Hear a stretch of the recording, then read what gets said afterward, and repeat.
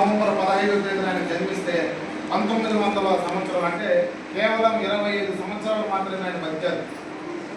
ఆయన 150వ జయంతి శుభ సందర్భంగా ఈరోజు కేంద్ర ప్రభుత్వం, భారత ప్రధాని నరేంద్ర మోడీ గారు, అలాగే రాష్ట్ర ప్రభుత్వం మాన్యశ్రీ ముఖ్యమంత్రి నారా చంద్రబాబు నాయుడు గారు ఈ ప్రోగ్రాం పెట్టడం జరిగింది.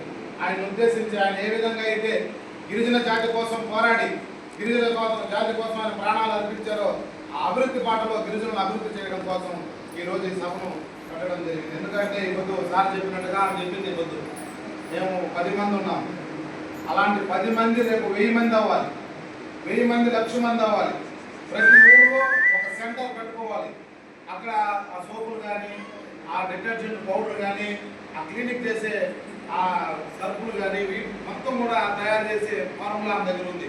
మనం కూడా ఎందుకు రాకూడదు? మనం కూడా ఎందుకు